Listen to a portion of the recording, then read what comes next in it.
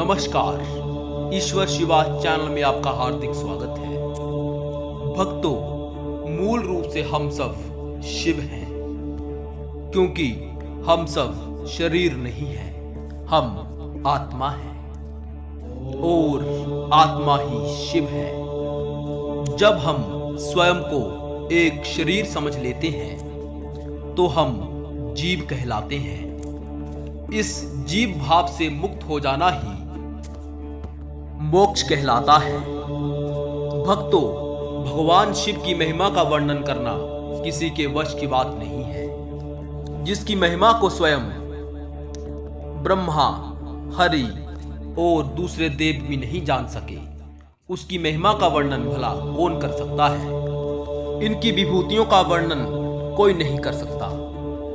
वे भारत में ही नहीं बल्कि संपूर्ण विश्व में पूजित हैं। वेद, पुराण, उपनिषद, महाभारत आदि ग्रंथों में शिव को ही जगत का आदि कारण प्रतिपादित किया है। ऋग्वेद, यजुर्वेद आदि में भी शिव महिमा का वर्णन ही है।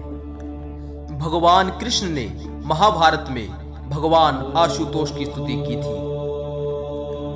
भगवान शिव सब में रहते हुए भी किसी को दिखाई नहीं देते। भक्तों, भला उनके गुणों का वर्णन भला कौन कर सकता है।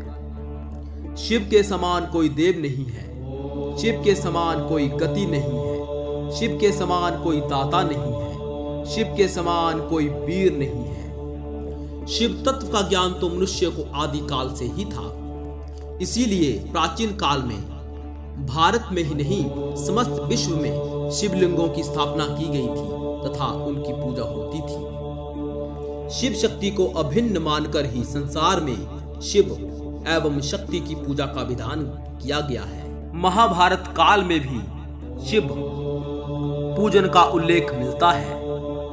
मोहनजोदड़ो तथा हड़प्पा में भी शिव पूजन का उल्लेख मिलता है।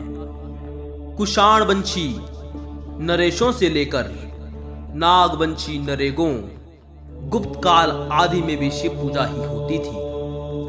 हूण भी शिव पूजा के अनुयायी थे। मौखरी राजा भी शैव था।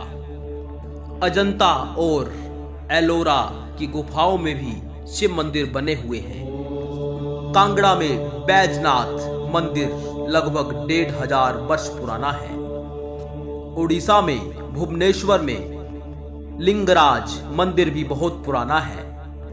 मिस्र, बेबीलोन, ब्राजील, स्कॉटलैंड, जावा, सुमात्रा, कंबोडिया आदि अनेक देशों में शिवलिंग पाए गए हैं।